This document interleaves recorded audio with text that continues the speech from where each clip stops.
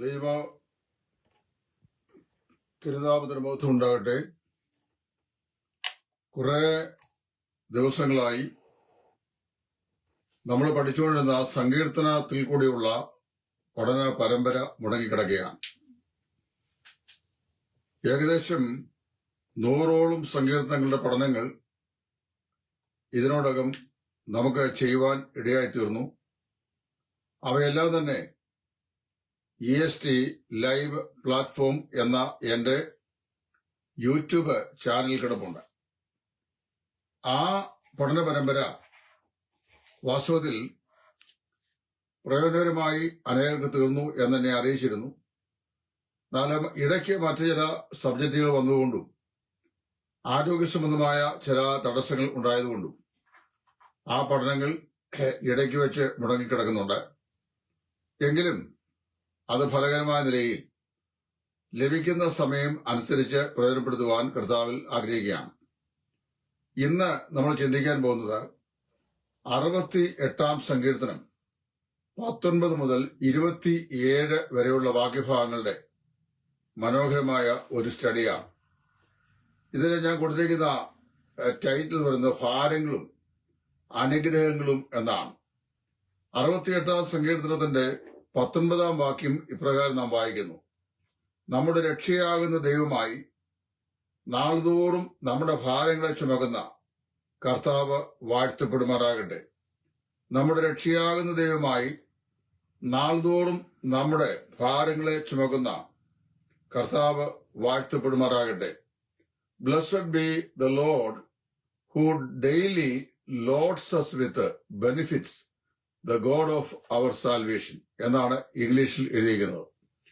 അതിന്റെ ശരിയായ ഭാഷാന്തരം blessed be the Lord who daily bears our burdens എന്നാണ്. Blessed be the Lord who daily bears our burden. അപ്പോൾ നമ്മുടെ രക്ഷയാകുന്ന ദൈവമായി നാൾതോറും നമ്മുടെ ഭാരങ്ങളെ ചുമക്കുന്ന കർത്താവ് വാഴ്ത്തപ്പെടുമാറാകട്ടെ എന്ന് സങ്കീർത്തനക്കാരൻ പറയുമ്പോൾ blessed be the Lord who daily bears our burden എന്നാണ് അതിന്റെ വളരെ ലളിതമായ പരിഭാഷ. നമ്മുടെ എല്ലാവരുടെയും ജീവിതത്തിൽ നമുക്ക് ധാരാളം ഭാരങ്ങളുണ്ട്. ആ ഭാരങ്ങൾക്ക് വൈവിധ്യതകളുണ്ട്. ശരീര രോഗങ്ങൾ നമ്മെ അലട്ടുന്ന ഭാരം, മക്കളുടെ ജീവിതത്തിന്റെ മാതാപിതാക്കൾക്ക് ഇഷ്ടമില്ലാത്ത നിലയിൽ കൂടിയുള്ള അവരുടെ പ്രയാണങ്ങൾ മുഖാന്തരം അവർ അനുഭവിക്കേണ്ടി വരുന്ന മാനസിക ഭാരം, വേറെ ചില ആളുകൾക്ക് സാമ്പത്തികമായ ബുദ്ധിമുട്ടുകൾ കൊണ്ട് ഉണ്ടാകുന്ന ഭാരങ്ങൾ ഉണ്ട്. വേറെ ചില ആളുകൾക്ക് മറ്റുള്ള ആളുകൾ ഉണ്ടാക്കുന്ന മാനസിക തകർച്ചകളാൽ ഉണ്ടാകുന്ന ഭാരങ്ങളുണ്ട്.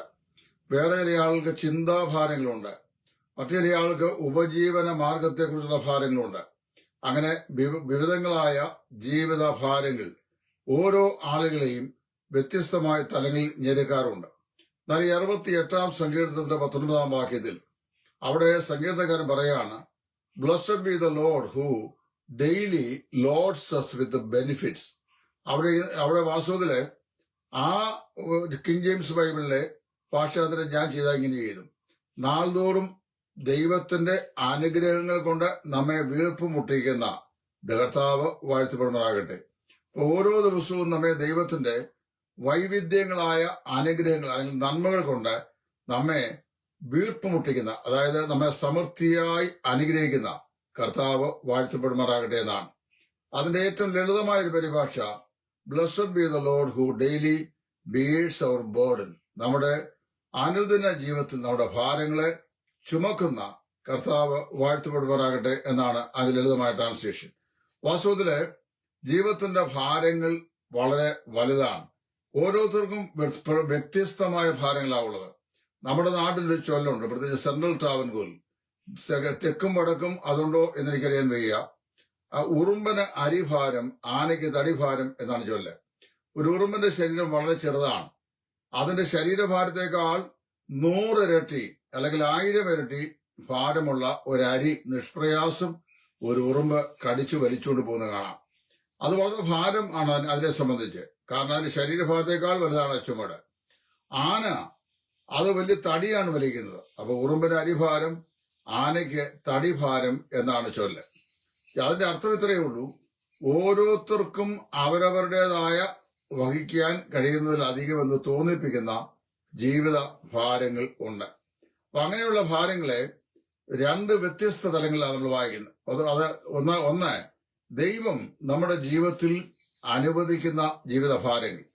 അപ്പോൾ ഒരുപാട് ജീവിത ഭാരങ്ങളെ ദൈവം നമ്മുടെ ജീവിതത്തിൽ അനുവദിക്കാറുണ്ട്. 66 സെക്കൻഡ് വായിക്കുമ്പോൾ അവിടെ നാം ഇങ്ങനെ വായിക്കുന്നു, നീ ഞങ്ങളുടെ മുതുകിന്മേൽ ഒരു വലിയ ഭാരം വെച്ചിരിക്കുന്നു. അപ്പൊ ദൈവം നമ്മുടെ ജീവിതത്തില് സാധാരണ ഈ മുതുകിന്മേൽ പറഞ്ഞു കഴിഞ്ഞാൽ ഈ ചുമലിന്മേൽ വലിയ ഭാരം വെക്കുക. ആ ഭാരം വെച്ചുകൊണ്ട് മുമ്പോട്ട് യാത്ര ചെയ്യാൻ പ്രയാസം. നീ ഞങ്ങളുടെ മുതുകത്ത് വലിയ ഒരു ഭാരം വെച്ചിരിക്കുന്നു. നീ ഞങ്ങളെ തീയിലും വെള്ളത്തിലും കൂടെ കടക്കുമാറാക്കി. ആസാബ് പാടുന്ന സങ്കീർത്തനമാണ്. ഇപ്പൊ തീയെ മുക്കിക്കളയുന്നതാണ്, തീ കത്തിച്ചു കളയുന്നതാണ്, വെള്ളം മുക്കിക്കളയുന്നതാണ്. നീ ഞങ്ങളെ തീയിലും വെള്ളത്തിലും കൂടെ കടക്കുമാറാക്കി എന്ന് പറയുന്നു. വാസ്തവത്തിൽ അങ്ങനെയുള്ള സിറ്റുവേഷൻസ് ഓഫ് ലൈഫ് ഉണ്ട്. ജീവിതത്തിലെ ഇങ്ങനെയുള്ള സാഹചര്യങ്ങളുണ്ട്. അതായത് നമ്മുടെ മുതുകത്ത് വലിയ ഭാരം വെച്ചിട്ട് എല്ലാ സ്വാതന്ത്ര്യവും ഹനിക്കപ്പെട്ട് നമുക്ക് മുമ്പോട്ട് സ്വതന്ത്രമായി നീങ്ങാൻ കഴിയാതിരിക്കുന്നു എന്ന് തോന്നിപ്പിക്കുന്ന ജീവിതഭാരങ്ങൾ. രണ്ട്, കെടുത്തിക്കളയുന്ന ഈ എരിച്ചു കളയുന്ന അഗ്നിയുടെയും മുക്കിക്കളയുന്ന വെള്ളത്തിന്റെയും ഭീതി നമ്മെ നെടലിടുന്ന ജീവിത അനുഭവങ്ങൾ. ചില സമയങ്ങൾ ദൈവം അത് നമ്മുടെ ജീവിതത്തിൽ അനുവദിക്കാറുണ്ട്. വേറെ ചില സാഹചര്യങ്ങളിൽ നമ്മുടെ ജീവിതത്തിലെ ഭാരങ്ങൾ നാം മുഖാന്തരമായി തന്നെ ഉണ്ടാകുന്നവയാണ്. എങ്ങനെ? ദൈവത്തോട് നമ്മുടെ അനുസരണം കെട്ട മനോഭാവം നിമിത്തം. അപ്പൊ ദൈവ വഴികൾ വിട്ട് കർത്താവിന്റെ വചനത്തിന് വിരോധമായി അല്ലെങ്കിൽ അതിന് എതിരായി നമ്മൾ ചലിക്കുമ്പോൾ നമുക്കുണ്ടാകുന്ന ജീവിതത്തിന്റെ ഭാരങ്ങൾ. രണ്ട്, നമ്മുടെ സ്വാഭാവികമായ ജീവിത മത്സര സ്വഭാവങ്ങൾ കൊണ്ട് ഉണ്ടാകുന്ന ഭാരങ്ങൾ. മൂന്ന്, ജീവിതത്തിൽ അനുവദിക്കപ്പെടുന്നതോ അല്ലെങ്കിൽ മനഃപൂർവ്വമായി നാം ചെയ്യുന്നതായിട്ടുള്ള പാപങ്ങൾ നിമിത്തം ഉണ്ടാകുന്ന പ്രയാസങ്ങൾ. നാല്, നമ്മുടെ അവിശ്വാസം കൊണ്ട് നമുക്കുണ്ടാകുന്ന ഭാരങ്ങൾ. അഞ്ച്, നമുക്ക് ഉള്ള സ്നേഹരാഹിത്യം കൊണ്ടും മനസ്സലിവ് എന്ന് പറയുന്ന സ്വഭാവം ഇല്ലാത്തതുകൊണ്ടും ഉണ്ടാകുന്ന ഭാരങ്ങൾ. അപ്പൊ അനുസരണക്കേട്, മത്സരം, പാപം, അവിശ്വാസം, സ്നേഹമില്ലായ്മ, മറ്റുള്ളവരോട് സഹതാപമില്ലാത്ത മനസ്ഥിതി, ഇത് മുഖാന്തരമായിട്ടൊക്കെ നമുക്ക് പലപ്പോഴും ഭാരങ്ങൾ ജീവിതത്തിൽ വർദ്ധിക്കാറുണ്ട്. നാം ദൈവത്തിന്റെ വഴിയിലാണ്, അതായത് കർത്താവ് കാണിച്ചിരുന്ന മാർഗേണയാണ് നമ്മുടെ ജീവിതം മുൻപോട്ട് നാം നയിക്കുന്നതെങ്കിൽ നിശ്ചയമായിട്ടും ആ ബേർഡൻസിനെ, ഭാരങ്ങളെ ബെനിഫിറ്റ്സ് ആക്കി അല്ലെങ്കിൽ നമുക്ക് പ്രയോജനമുള്ള നന്മയാക്കി കർത്താവ് രൂപാന്തരപ്പെടുത്തുന്നു എന്ന് ദൈവത്തിന്റെ വചനം പറയുന്നു. ഒരു പക്ഷെങ്കില് ഇതിന്റെ ഏറ്റവും ഉത്തമമായിരുന്ന ഒരു ദൃഷ്ടാന്തമാണ് ധന്യനായ പൗലോസ് ശ്ലീഹ. കൊരിന്ത്യർക്ക് എഴുതിയ 2-ാം ലേഖനം 12-ാം അധ്യായം നമ്മൾ പഠിക്കുമ്പോൾ പൗലോസ് ദൈവ ദർശനങ്ങൾ സമൃദ്ധിയായി പ്രാപിച്ച ആ ദൈവപുരുഷൻ അദ്ദേഹത്തിന്റെ ജഡത്തിൽ നിരന്തരമായി തന്നെ കുത്തി മുറിവേൽപ്പിച്ചുകൊണ്ടിരിക്കുന്ന ഒരു മുള്ളിനെ കുറിച്ച് അദ്ദേഹം പറഞ്ഞിട്ടുണ്ട്. വെളിപ്പാടുകളുടെ ആദിക്യ നിമിത്തം എന്നെ കുത്തുവാൻ ഒരു പിശാചിന്റെ ദൂതനെ, ഒരു മുള്ളു ജീവിതത്തിലെ ഒരു ജഡത്തിന്റെ ശൂലം തന്നെ കർത്താവ് നൽകിയിരിക്കുന്നു എന്ന് പൗലോസ് പറയുന്നു. അത് പൗലോസിനെ സംബന്ധിച്ച് വലിയ ഒരു ഭാരമായിരുന്നു. തന്നെ നിരന്തരമായി ഇങ്ങനെ അസഹ്യപ്പെടുത്തിക്കൊണ്ടിരിക്കുക. തന്റെ ജഡത്തിൽ തന്നെ കുത്താൻ വേണ്ടി ദൈവം അനുവദിച്ച ആ മുള്ള എന്താണെന്ന് പൗലോസ് വെളിപ്പെടുത്തിയിട്ടില്ല. എന്നാൽ അതേക്കുറിച്ചൊക്കെ ധാരാളം വ്യാഖ്യാനങ്ങൾ നമ്മളൊക്കെ ദിവസം തോറും കേൾക്കാറുണ്ട്. നമ്മുടെയൊക്കെ ഇടയിൽ ഓരോരുത്തർക്കും കിട്ടുന്ന വ്യാഖ്യാനം പുതിയ പുതിയ ഉപദേശമായി മാറിക്കൊണ്ടിരിക്കുകയാണ്. അവിടെ പൗലോസിന്റെ ശരീരത്തിലുണ്ടായ ജഡത്തിലുണ്ടായിരുന്ന ശൂലം തന്റെ കണ്ണിന്റെ കാഴ്ചക്കുറവ് സംബന്ധിച്ചുണ്ടായ പ്രയാസമായിരുന്നു എന്ന് ഒരാൾ വ്യാഖ്യാനിക്കുന്നത് ഞാൻ കേട്ടു. അതോടെ ഗലാത്യരോട് താൻ പറയുമ്പോൾ, എത്ര വലിയ അക്ഷരമായി ഞാൻ ഇത് നിങ്ങൾക്ക് എഴുതിയിരിക്കുന്നു. അപ്പൊ കാഴ്ചക്കുറവ് ഉണ്ടായിരുന്നുകൊണ്ട് അദ്ദേഹം വലിയ അക്ഷരത്തിലാണ് എഴുതിയെന്നാണ് ഒരു വ്യാഖ്യാനം. വേറെ ചില ആളുകൾ അദ്ദേഹത്തിന്റെ ഉദര സംബന്ധമാകുന്ന ഏതോ അസുഖം തന്നെ നിരന്തരമായി അലട്ടിക്കൊണ്ടിരുന്നു. അതുകൊണ്ടാണ് വൈദ്യനായ ലൂക്കോസിനെ തന്റെ 2ാമത്തെ പ്രേക്ഷിത യാത്ര മുതൽ താനെ കൂടെ കൂട്ടിക്കൊണ്ടുപോയത് എന്ന മറ്റൊരു വ്യാഖ്യാനം. എന്നാൽ ഞാൻ വേദോത്സവം ഇത്ര നാൾ വായിക്കുകയും പഠിക്കുകയും ചെയ്തതിൽ എനിക്ക് മനസ്സിലാക്കാൻ കഴിയുന്നത് പൗലോസിന്റെ ജഡത്തിലെ ആ ശൂലം, അതായത് തനിക്കൊരു ഭാരമായി അനുഭവപ്പെട്ട ആ മുള്ള്, അതെന്താണെന്ന് പരിശുദ്ധാത്മാവ് നമുക്ക് വെളിപ്പെടുത്തിയിട്ടില്ല. നമ്മളോട് പറയാത്ത കാര്യങ്ങൾക്ക് അങ്ങോട്ട് വ്യാഖ്യാനം പറഞ്ഞ് ഇങ്ങനെ ആയിരിക്കും എന്ന് സ്ഥാപിക്കുന്നതിനേക്കാൾ നിശബ്ദമായി വചനം വിട്ടിരിക്കുന്ന കാര്യങ്ങളെ നിശബ്ദമായി നാമും മനസ്സിലാക്കുക എന്നുള്ളതാണ്. എങ്ങനെയായിരുന്നാലും പൗലോസിന്റെ ജീവിതത്തെ നിരന്തരമായി പ്രയാസപ്പെടുത്തിക്കൊണ്ടിരുന്ന ഒരു ബേർഡൻ തന്റെ ശരീരത്തിലുണ്ടായിരുന്നു. അത് അത് വെളിപ്പെടുത്തിയിട്ടില്ല. അത് നീങ്ങിപ്പോകണമെന്നാണ് പൗലോസ് ആഗ്രഹിച്ചത്. അപ്പൊ പൗലോസ് തന്നെ ദൈവസ്ഥനിൽ പ്രാർത്ഥിച്ചു, കർത്താവേ, this is a very heavy burden for my life. I cannot bear it. ഇതുമായിട്ട് മുമ്പോട്ട് പോകാൻ എനിക്ക് പ്രയാസമാണ് എന്ന് ദൈവത്തോട് പറഞ്ഞു. അങ്ങനെ ദൈവത്തോട് നിരന്തരമായി പറയുന്നതിൽ ദിവസം 3 പ്രാവശ്യം അദ്ദേഹം പ്രാർത്ഥിച്ചു. 3 പ്രാവശ്യം തന്നെ ജീവിതത്തിൽ പ്രാർത്ഥിച്ചു. ഈ ശൂലം തന്നെ വിട്ടുപോകണം 3 പ്രാവശ്യം തന്നെ അപേക്ഷിച്ചു. ദിവസം 3 പ്രാവശ്യം അല്ല, തന്റെ ജീവിതത്തിലെ ഈ ശൂലം ഉണ്ടായത് മുതൽ 3 പ്രാവശ്യം തന്നെ പ്രാർത്ഥിച്ചു. എന്നാൽ ആ ശൂലത്തെ കർത്താവ് അവിടെ തന്നെ വെച്ചു, മാറ്റിയില്ല. ദൈവം അവനോട് പറഞ്ഞു, എന്റെ കൃപ നിനക്ക് മതി, എന്റെ ശക്തി ബലഹീനതയിൽ തികഞ്ഞു വരുന്നു. അപ്പോൾ തന്നെ വളരെ വിമിഷ്ടപ്പെടുത്തിക്കൊണ്ടിരുന്ന, തന്റെ ജീവിതത്തെ ഞെരുക്കിക്കൊണ്ടിരുന്ന, തനിക്ക് അമിതമായ ഭാരം ഉണ്ടായിക്കൊണ്ടിരുന്ന, അജ്ഞാതമായിരിക്കുന്ന അല്ലെങ്കിൽ വെളിപ്പെടുത്തിയില്ലാത്ത ആ ഭാരം അവിടെ ഈ സ്ഥിതി ചെയ്യുമ്പോൾ തന്നെ തന്റെ ശുശ്രൂഷയുടെ അനുസ്യൂതം മുമ്പോട്ട് പോകുവാൻ ആവശ്യമായ ദൈവകൃപ കർത്താവ് അതിന്മേൽ പകർന്നു. അപ്പൊ ചില വേളകളിൽ ദൈവം നമ്മുടെ ജീവിതത്തിലെ ഭാരങ്ങളെ നമ്മളിൽ നിന്ന് നീക്കി നമ്മെ ആശ്വസിപ്പിക്കാറുണ്ട്. ഏതൊരു വിഷയമാണ് നമുക്ക് ജീവിത ഭാരമായി ഇരിക്കുന്നത്, ആ ഭാരങ്ങളെ നമ്മുടെ മുതുകിൽ നിന്ന് നീക്കിയ ശേഷം നമ്മളെ ഒരു കംഫോർട്ട് സോണിലേക്ക് ദൈവം കൊണ്ടുവന്ന് ആശ്വസിപ്പിക്കുന്ന ഒരു രീതി അപൂർവ ചില രംഗങ്ങളിൽ നമുക്ക് കാണാൻ കഴിയുന്നുണ്ട്. എന്നാൽ മറ്റു ചില സമയങ്ങളിൽ God does not remove the burden from our life. ദൈവം നമ്മുടെ ജീവിതത്തിൽ നിന്ന് ആ ഭാരത്തെ നീക്കുന്നില്ല, എന്നാൽ എന്ത് ചെയ്യുന്നു? He gives us the grace to bear with. അത് സഹിക്കാനുള്ള കൃപ കർത്താവ് നമുക്ക് നൽകുന്നു. അങ്ങനെ നാം വായിക്കുന്നു, thus he makes the burden a benefits. അങ്ങനെ നമ്മുടെ ജീവിതത്തിലെ ഭാരങ്ങളെ ഒരു അനുഗ്രഹമാക്കി അല്ലെങ്കിൽ ഒരു നന്മയാക്കി കർത്താവ് മാറ്റുന്നു. ഇപ്പൊ പൗലോസിന്റെ ജീവിതത്തിലെ തന്നെ നിരന്തരമായി ഞെരുക്കിക്കൊണ്ടിരുന്ന ഒരു ബേർഡൻ ഉണ്ടായിരുന്നു. ആ ബേർഡൻ തന്നെ ഇവിടെ നീങ്ങിപ്പോകണം എന്ന് 3 പ്രാവശ്യം പൗലോസ് ദൈവത്തോട് പ്രാർത്ഥിച്ചു. എന്നാൽ 3 പ്രാവശ്യവും ദൈവം ആ പ്രാർത്ഥന കേട്ട് ആ ഭാരത്തെ നീക്കുകയല്ല, ആ ഭാരം തന്നിൽ വസിക്കുമ്പോൾ തന്നെ അതിനെ അനുഗ്രഹമാക്കി തീർക്കുന്ന ഒരു സംവിധാനത്തിലേക്ക് ദൈവം വന്നു. അതിന് ദൈവത്തിന്റെ കൃപ അവന്റെ മേൽ ദൈവം സമൃദ്ധമായി ചൊരിഞ്ഞു. അതുകൊണ്ടാണ് ഇതിന്റെ ഇംഗ്ലീഷ് ട്രാൻസ്ലേഷൻ എനിക്ക് ഏറ്റവും ഇഷ്ടപ്പെട്ടു ഞാൻ പറഞ്ഞത്. അതായത്, blessed be the Lord who daily bears our burden. നാൾതോറും നമ്മുടെ ഭാരങ്ങളെ ചുമക്കുന്ന കർത്താവ്. മറ്റൊരു ട്രാൻസ്ലേഷൻ മൊസദ് പറയുന്നു, ജെറുസലേം ബൈബിൾ ഒക്കെ പറയുന്നു, blessed be the Lord who daily loads us with benefits. നാൾതോറും നമ്മൾക്ക് ജീവിതത്തിൽ നന്മകൾ സമൃദ്ധിയായി ചൊരിയുന്ന കർത്താവ് വാഴ്ത്തപ്പെടുമാറാകട്ടെ. നമ്മുടെ ജീവിതത്തിന്റെ ഭാരങ്ങൾ എന്ത് തന്നെയായിരുന്നാലും ആ ഭാരങ്ങളെ നമുക്ക് അനുഗ്രഹമാക്കി തീർക്കുവാൻ, അതായത് മാറയെ മധുരമാക്കി തീർക്കുവാൻ, ജീവിതത്തിന്റെ രോഗാവസ്ഥയെ പ്രത്യാശ നിർഭരമാക്കി തീർക്കുവാൻ, നമ്മുടെ ജീവിതത്തിന്റെ കഷ്ടതകളെ ആശ്വാസമാക്കി മാറ്റുവാൻ, അങ്ങനെ അത് സഹിക്കാനുള്ള കൃപ നമ്മുടെ മേൽ ചൊരിയുന്ന ഒരു നല്ല ദൈവത്തെ നമുക്ക് ഈ സങ്കീർത്തന ഭാഗത്ത് ദൈവദാസൻ വെളിപ്പെടുത്തുകയാണ്. എന്നാൽ ഇവിടെ ഒരുപക്ഷെ ഞാൻ നിങ്ങളും ദൈവത്തോട് പറഞ്ഞേക്കാം, കർത്താവേ, I have some heavy burdens, I don't see much benefit to them. എന്റെ ജീവിതത്തില് എനിക്ക് ഒരുപാട് ഭാരങ്ങളുണ്ട്, അതും വലിയ കഠിനമായ ഭാരങ്ങൾ. അത് വലിയ നന്മയൊന്നും എനിക്കുണ്ടാക്കുന്നതാണ് എന്ന് എനിക്ക് തോന്നുന്നില്ല. ഇത് സ്വാഭാവികമായി എനിക്ക് നിങ്ങൾക്ക് ഉണ്ടാകുന്ന ഒരു പ്രതികരണമാണ്. ഞാന് ഇങ്ങനെ ഈ പ്രകൃതിയിലേക്ക് നോക്കിയിട്ട് ചില കാര്യങ്ങളെ കുറിച്ച് ചിന്തിക്കും. പ്രകൃതിയിലെ എല്ലാ സംവിധാനങ്ങളും ദൈവം സൃഷ്ടിച്ചാണെന്നാണ് ദൈവജനം പറയുന്നത്. അപ്പൊ നമുക്ക് നന്മയും തിന്മയുമായി ഒക്കെ തോന്നുന്നതെല്ലാം ദൈവം സൃഷ്ടിച്ചതാണ്. അപ്പൊ ഞാന് എന്റെ പുരയിടത്തില് 2 പ്രാവശ്യം തെങ്ങ് നട്ടു. ആ 2 പ്രാവശ്യം തെങ്ങ് നട്ട് നല്ല കായ്ഫലം ഉണ്ടാകുന്ന ഇനം തെങ്ങ് വാങ്ങി അതിന് ഞാന് നട്ട് വളം ചെയ്ത് ആ തടവെടുത്ത് കൃത്യമായി കുഞ്ഞുങ്ങളെ പരിപാലിക്കുന്ന പോലെ അതിനെ പരിപാലിച്ചു പോന്നു. അങ്ങനെ പരിപാലിച്ചു പോരുമ്പോ ഈ തെങ്ങുകൾ ഒരു 4-5 തെങ്ങുകളെല്ലാം കൊല വരാൻ സമയമായി. അതിന്റെ ചൊട്ട പൊട്ടി ഓരോ മണൽ കുഴിച്ചപ്പോ എനിക്ക് വളരെ സന്തോഷം തോന്നി. എല്ലാ ദിവസവും ഞാൻ ഈ തെങ്ങിന്റെ കവളിൽ ചെന്ന് നോക്കും. അപ്പൊ ഈ ചൊട്ട ഇങ്ങനെ വളർന്നു വന്ന് കാണാം. ഇത് സംഭവിച്ചറിയാമോ?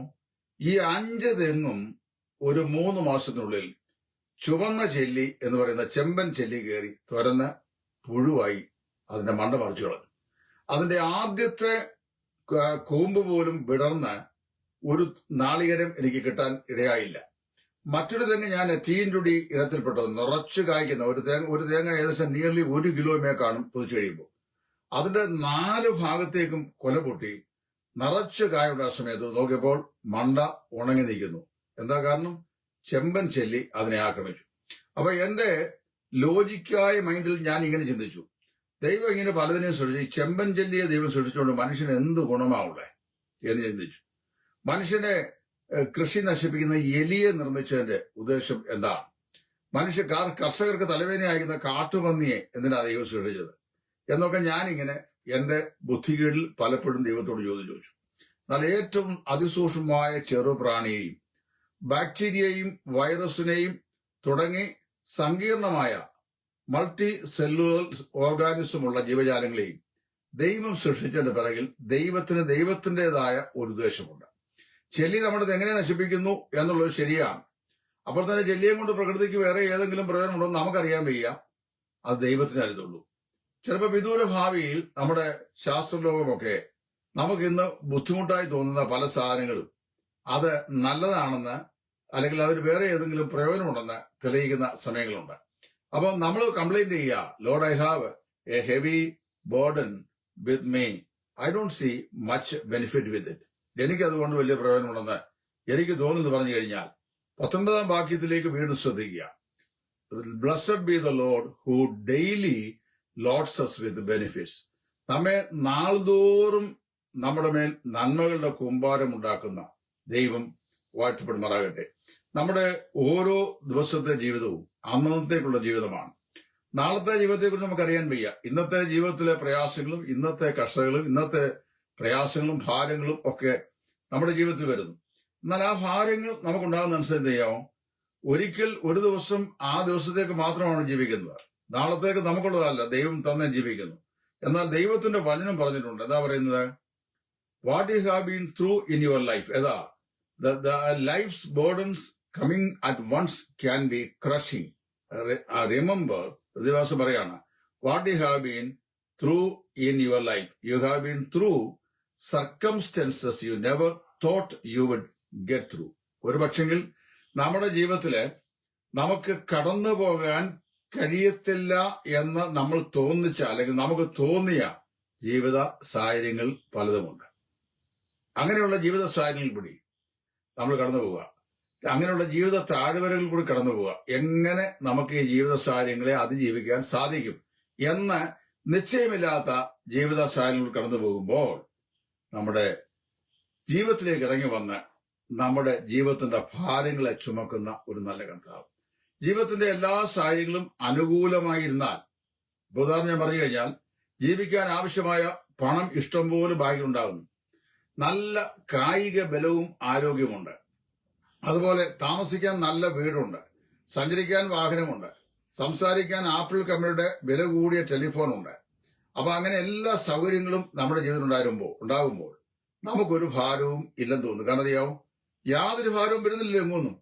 അപ്പൊ പ്രാർത്ഥിക്കാനും നമുക്ക് മനസ്സുണ്ടാവുകയില്ല. കാര്യം ഇതെല്ലാം സമർത്ഥമായിട്ടുണ്ടല്ലോ, പിന്നെ എന്തിനാ പ്രാർത്ഥിക്കുന്നത്?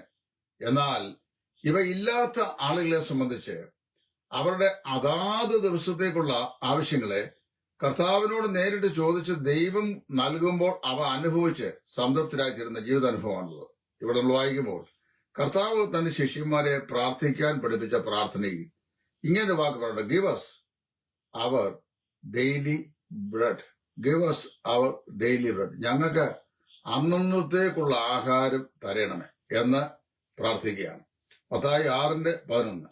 വാസ്തവത്തില് ദൈവം ഓരോ ദിവസത്തിലും നമ്മുടെ ജീവിതത്തിലുള്ള നമ്മുടെ ഭാരങ്ങളെ നമുക്ക് നന്മകളാക്കി അല്ലെങ്കിൽ അനുഗ്രഹങ്ങളാക്കി ദൈവം മാറ്റിക്കൊണ്ടിരിക്കുന്നു. അത് ദൈവത്തിന്റെ പ്രവർത്തന പദ്ധതിയുടെ ഒരു ഭാഗമാണ്. നമുക്കത് മനസ്സിലാക്കാൻ വളരെ പ്രയാസമുണ്ടായി എന്ന് വരും. ജീവിത ഭാരങ്ങളില്ലാത്തവരാരുമില്ല. ഏതെങ്കിലും നിലയിലുള്ള എന്തെങ്കിലും ഭാരങ്ങൾ ഉണ്ടാവാം. സമയത്ത് വളരെ ധനാഢ്യനായ ഒരു മനുഷ്യൻ, അതേ ഒരു ഓർത്തഡോക്സ് സഭാ വിശ്വാസിയാണ്. അപ്പൊ അതേ ഞാനുമായിട്ട് വളരെ അടുത്ത ബന്ധമുണ്ട്, എന്ന് പറഞ്ഞാൽ സുഹൃത്ത് ബന്ധമുണ്ട്. അപ്പൊ അതേ എന്നോട് പറഞ്ഞു, ഞാൻ പാസ്റ്ററെ ഒന്ന് വിളിക്കാനിരിക്കുകയായിരുന്നു. ഞാൻ എന്താ വിഷയം? അതെനിക്ക് പേഴ്സണലി 1-2 കാര്യങ്ങൾ സംസാരിക്കണം. ഞാൻ പറഞ്ഞിട്ട് അതേ എന്നോട് പറഞ്ഞു, മറ്റൊന്നുമല്ല, എന്റെ മകനെ ഞാൻ എഞ്ചിനീയറിംഗിന് കൊണ്ട് ചേർത്താണ്. But he doesn't want to study. അവന് പഠിക്കാൻ താല്പര്യമില്ല. അവൻ വീട്ടിലേക്ക് മടങ്ങി വന്നിരിക്കുകയാണ്. സിംപ്ലി അവൻ വീട്ടിലേക്ക് കുത്തിയിരിക്കുന്നു. അത് ഒരു ജോലി ചെയ്യുകയില്ല, അനുസരിക്കുകയില്ല. ഇപ്പൊ ഞാൻ അദ്ദേഹത്തെ കുറിച്ച് സ്റ്റഡി ചെയ്തു. ലക്ഷക്കണക്കിന് കോടിക്കണക്കിന് രൂപയുടെ അസറ്റ് ആയതുകൊണ്ട് ഇമ്മൂവബിൾ പ്രോപ്പർട്ടി ഉണ്ട്. എന്ന് മാത്രമല്ല, ഇത്രയും വസ്തുവകളുള്ള അതായത് ഒരു വലിയ ബിസിനസ്സുകാരനായ മനുഷ്യനാണ്. പണം വേണ്ടോളം ഉണ്ട്. പക്ഷെ ഒരു മകനേ ഉള്ളൂ. ഈ മകന് അദ്ദേഹത്തെ അനുസരിക്കുകയില്ല. വലിയ പ്രയാസത്തിലേക്കാണ്. വിദ്യാഭ്യാസത്തിനെ കൊണ്ട് ചേർത്തു. നല്ല ഉന്നത വിദ്യാഭ്യാസമായിട്ട് അവൻ പഠിക്കുകയില്ല. അവൻ മടങ്ങി വീട്ടിൽ വന്നിരിക്കുകയാണ്. അപ്പനെ അനുസരിക്കുകയില്ല, അമ്മയെ അനുസരിക്കുകയില്ല. അപ്പൊ ഞാൻ ചിന്തിച്ചു, എന്തെല്ലാം ജീവിത നന്മകൾ ഭൂമിയിൽ ഭൗതികമായിട്ട് ഉണ്ടായെങ്കിലും ഒഴിഞ്ഞു പോകാത്തൊരു ബേർഡൻ നമ്മുടെ ജീവിതത്തിൽ സ്ഥിരമായി നിൽക്കുന്നെങ്കിൽ നമുക്ക് പലപ്പോഴും തകർന്നു പോകുന്ന അനുഭവത്തിലേക്ക് വരും. അപ്പൊ ഞാൻ അദ്ദേഹത്തോട് പറഞ്ഞു, God alone can resolve this issue. ദൈവത്തിന് മാത്രമേ ഈ പ്രശ്നം പരിഹരിക്കാൻ കഴിയുള്ളൂ. എങ്ങനെ എന്താ എന്നറിയാം. അപ്പൊ അദ്ദേഹം ചോദിച്ചു, അതെങ്ങനെ ദൈവം പരിഹരിക്കുന്നത്? ഞാൻ പറഞ്ഞു, that's A difference between you and me. ഞാൻ പറഞ്ഞു, നിങ്ങൾക്ക് പണമുണ്ട്, ജീവിത സൗകര്യങ്ങളുണ്ട്, എല്ലാ അനുകൂല സാഹചര്യങ്ങളുമുണ്ട്. എനിക്ക് നിങ്ങളെ പോലെ പണമില്ല, അതുപോലെ അനുകൂല സാഹചര്യങ്ങളില്ല. പണം ഉണ്ടാകാൻ ഞാൻ പ്രാർത്ഥിക്കുകയും ബന്ധപ്പെടുകയും ചെയ്യാറുമില്ല. അത് സത്യമായി പറയുന്നത്. പണം ഉണ്ടാകാൻ ഞാൻ പ്രാർത്ഥിക്കാറുമില്ല, പണം ഉണ്ടാക്കാൻ ബന്ധപ്പെടാറും ഇല്ല. ദൈവം അന്നു തരുന്ന മന്നയിൽ സംതൃപ്തരായി ജീവിക്കുന്നു. വിശ്വാസത്തിന്റെ വേലയാണ് ഞങ്ങൾ ചെയ്യുന്നത്. അപ്പൊ അതുകൊണ്ട് എന്താ സംഭവിക്കുന്നത്? ഞങ്ങളുടെ ജീവിത സാഹചര്യങ്ങളിൽ ദൈവം അനുവദിക്കുന്ന ബോർഡൻസ്, ഭാരങ്ങൾ, God convert it into benefits. ദൈവം അവയെ നന്മയാക്കി രൂപാന്തരപ്പെടുന്നു. അതായത് ഭോക്താവിൽ നിന്ന് ഭോജനം, മണ്ണിൽ നിന്ന് മാധുര്യം. ഇത് ജീവിത അനുഭവത്തിൽ നമ്മൾ അനുഭവിച്ചറിയുന്നത് ദൈവത്തോടുകൂടിയുള്ള നമ്മുടെ സഞ്ചാരപാതയിലാണ്. നമ്മുടെ ഭാരങ്ങൾ നമ്മൾ തന്നെ ചുമക്കാൻ ശ്രമിക്കുമ്പോൾ നമ്മുടെ മുതുക വല്ലാതെ വളയും. നമ്മൾ ആസാഫ് 66 സംഘത്തിൽ പറഞ്ഞ പോലെ, നീ ഞങ്ങളുടെ മുതുകത്ത് വലിയൊരു ഭാരം വെച്ച്, നീ ഞങ്ങളെ വലയിൽ അകപ്പെടുത്തി ഞങ്ങളുടെ മുതുകത്ത് വലിയൊരു ഭാരം വെച്ചിരിക്കുന്നു എന്ന് പറയും. നീ ഞങ്ങളെ തീയിലും വെള്ളത്തിലും കൂടെ കടത്തി എന്ന് പറഞ്ഞ് അവിടെ നിർത്താൻ ശ്രമിക്കും. പക്ഷെ അങ്ങനെയല്ല.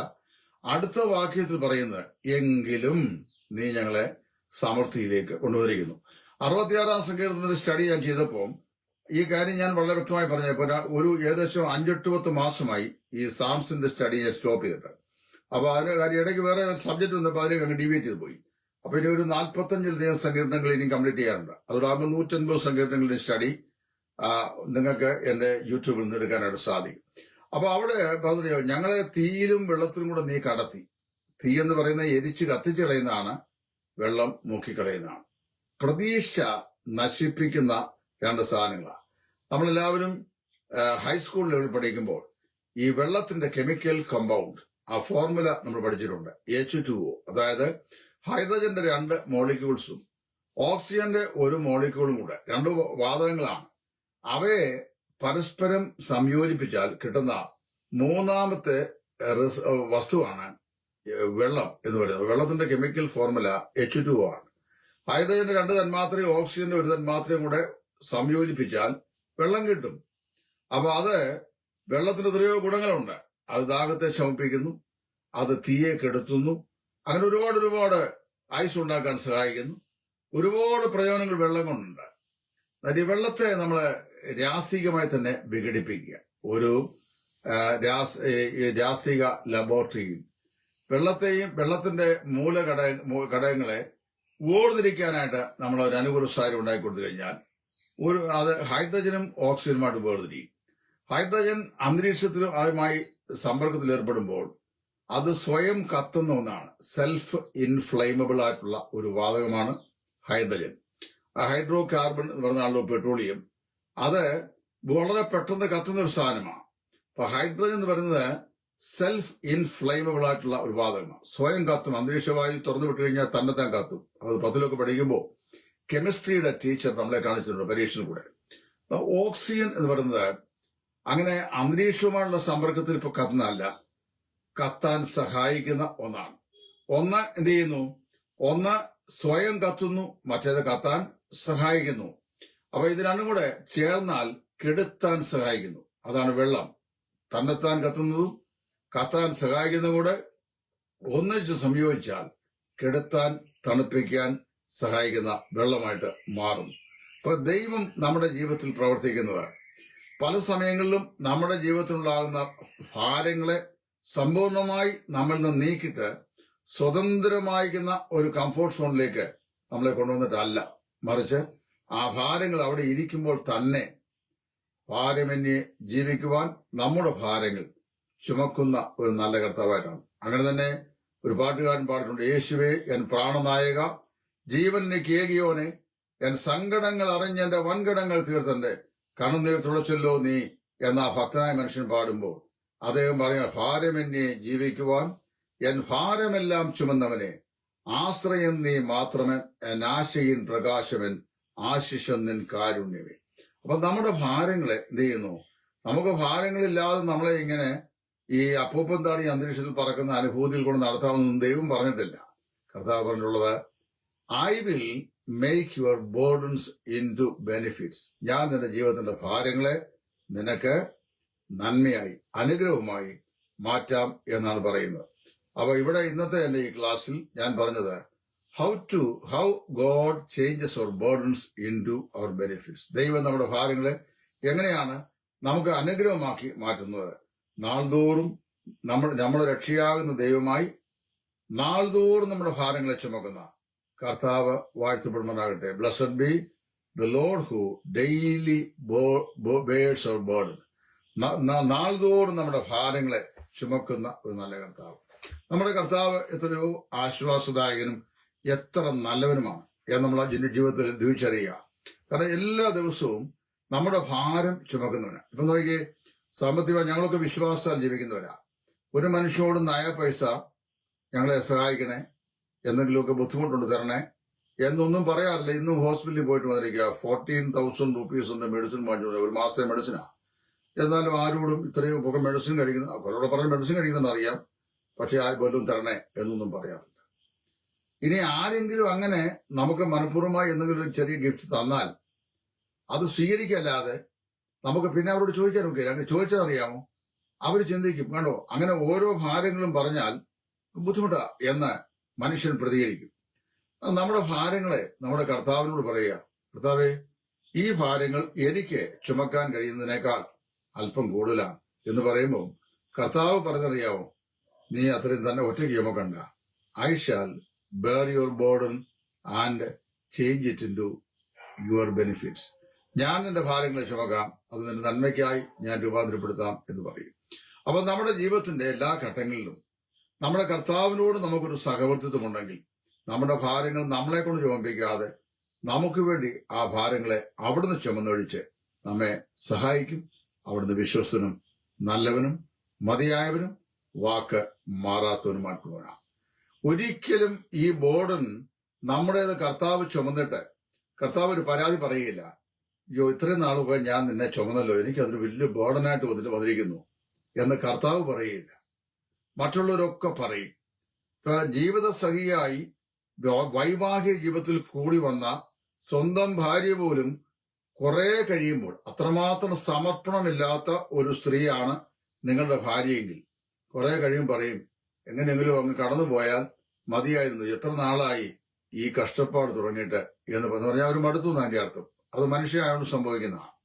എന്നാൽ നല്ല ഭാര്യ എന്ന് പറഞ്ഞാൽ ഭർത്താവിന്റെ ശരീരത്തെയും അവന്റെ ധനത്തെയും അവന്റെ സമൃദ്ധിയെയും മാത്രം സ്നേഹിക്കാതെ ഭർത്താവിനെ സ്നേഹിക്കുന്ന ഒരു ഭാര്യ, ഭാര്യയെ സ്നേഹിക്കുന്ന ഒരു ഭർത്താവ് ആണെങ്കിൽ എന്ത് ചെയ്യും? അന്ത്യം വരെയും ആ ശുശ്രൂഷകൾ ചെയ്യും. കാര്യം അങ്ങനെ ചെയ്യുമ്പോൾ അറിയും, ആ ബോർഡിൽ കർത്താവും കൂടെ തന്റെ ചുമൽ കൊടുക്കും. അധ്വാനിക്കുന്നതിനും ഭാരം ചുമക്കുന്നതിനുമായുള്ളവരെ എന്റെ അടുക്കൽ വരുവിൻ, ഞാൻ നിങ്ങളെ ആശ്വസിപ്പിക്കും എന്ന് ദൈവം പറയുന്നു. കർത്താവിന്റെ നുഖത്തെക്കുറിച്ച് എന്റെ നുഖം അത് വളരെ ലളിതമാണ്, അത് വളരെ ഭാരം കുറവുള്ളതാണ്. കാരണം അറിയാമോ, ഒരു കലപ്പയുടെ രണ്ട് സൈഡിലും ആണല്ലോ കാളയല്ലേ പോത്തിനെ കെട്ടുന്നത്. നമ്മുടെ ഭാരങ്ങൾ കർത്താവിന്റെ ചുമലിലും നമ്മുടെ ചുമലിലൂടെ ഇരിക്കുമ്പോൾ നമുക്ക് വേണ്ടി ചുമൽ അവൻ അത് വഹിക്കുകയാണ്. ഇതൊക്കെ അനുഭവത്തിലൂടെ അറിയേണ്ട കാര്യമാണ്. യഹോവ നല്ലവെന്ന് രുചിച്ചറിവെന്ന് പറയും. കർത്താവ് നല്ലവെന്ന് രുചിച്ചറിവെന്ന് സങ്കീർത്തനത്തിലെ വാക്യം വായിച്ചിട്ട് പ്രസംഗിച്ചാൽ യഹോവ നല്ലവനാണെന്ന് അറിയാൻ പറ്റുകയില്ല. യഹോവ നല്ലവനാണെന്ന് രുചിച്ചറിയപ്പെടുന്നത് അറിയാമോ? നമ്മുടെ ജീവിതത്തിന്റെ സങ്കീർണമായ ഭാരങ്ങളെ നമുക്ക് വേണ്ടി ചുമന്ന് നമ്മെ ആശ്വസിപ്പിക്കുന്ന കർത്താവിന്റെ ആശ്വാസങ്ങൾ ജീവിതത്തിൽ അനുഭവവേദ്യമാകുമ്പോഴാണ് ദൈവം നല്ലവനാണെന്ന് ജീവിത അനുഭവത്തിലൂടെ രുചിച്ച് മനസ്സിലാക്കുവാൻ നമുക്ക് സാധിക്കുക. ഞാൻ ഇന്നത്തെ ഈ ക്ലാസ് ഇവിടെ നിർത്തുന്നു. 68-ാം സങ്കീർത്തനത്തിന്റെ 19 മുതൽ 27 വരെയുള്ള വാക്യങ്ങളുടെ കേന്ദ്ര വിഷയമായിരിക്കുന്ന 19-ാം വാക്യമാണ് ഇന്ന് ചിന്തിക്കുവാൻ ദൈവം നമ്മെ സഹായിച്ചത്. ഈ ആത്മീയ ചിന്തകൾ നിങ്ങളുടെ എല്ലാവരുടെയും ആത്മീയ ജീവിതത്തിന് ആശ്വാസവും അനുഗ്രഹവും പ്രത്യാശ നിർഭരവുമായി തീരുവാൻ സർവശക്തനായ ദൈവം സഹായിക്കട്ടെ എന്ന് ആത്മാർത്ഥമായി പ്രാർത്ഥിച്ചുകൊണ്ട് ഈ വാക്കുകളിവിടെ നിർത്തുന്നു. വരുന്ന ദിവസങ്ങൾ കർത്താവ് വരുന്ന പ്രാപ്തി അനുസരിച്ച് നമുക്ക് തുറന്ന ഈ വിഷയങ്ങൾ പഠിക്കണം. ദൈവം നമ്മെ ഏവരെയും സഹായിക്കട്ടെ. കർത്താവിന്റെ ബഹുത്തരമായ സുവിശേഷകൻ ടൈറ്റസ് ഫ്രം ഇടയാറുമുള. ദൈവം ഏവരെയും അനുഗ്രഹിക്കുമാറാകട്ടെ.